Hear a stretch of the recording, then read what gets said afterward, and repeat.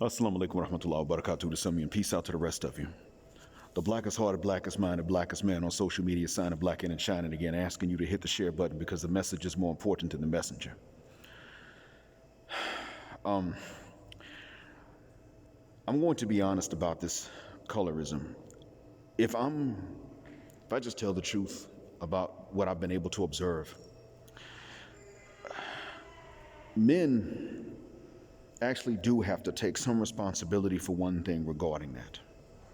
I'm not talking about little boys, I'm talking about grown men. Most of us black men have to outgrow colorism anyway. It's not an option, we have to outgrow it. But if I'm also honest about this, we do outgrow it indeed, but we don't outgrow it in word. What I'm getting at is that men who are grown tend to say things that are more colorist than the man speaking actually is. So in other words, we make ourselves sound more colorist than we really are. But if I'm going to be honest about that, that does give women a reason to think that we're a bunch of colorist bastards, even when we're not.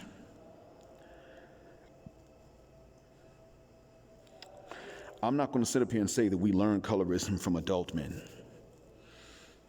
I'm going to be honest with myself too. In all appearances, to me, we learn it from sisters, adult sisters. That's where it comes from.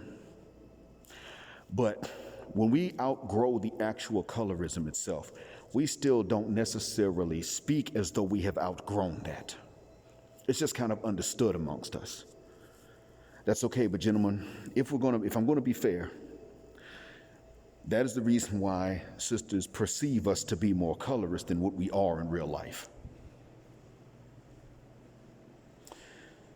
I am not going to sit up here and act for 1 second as though we are more or even equally as colorist as the Western black woman.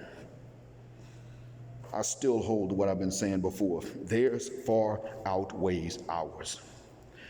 You do not hear, even when black men talk our junk, you do not hear brothers say, I don't want to be seen out in public with that old black thing.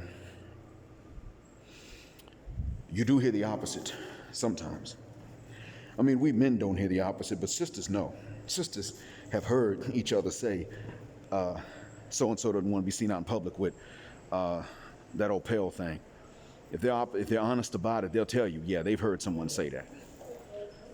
So we have to take responsibility, not so much for actually being that, but for talking the same way that the guilty do. Because as I said before, when you try to appear indistinguishable from the guilty, you become guilty of maybe something else.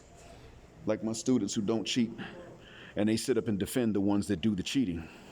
They got to share in the guilt. They don't have to stop cheating because they're not cheating. They just have to stop defending the ones who do. And it's like that with us. We just got to stop trying to look, or we got to be more careful about not appearing like the guilty, especially if we're not. But until that point, we do have to take some responsibility for this, just to be fair. Not to appease the opposition, just to be fair. Thanks for listening. Assalamu alaikum.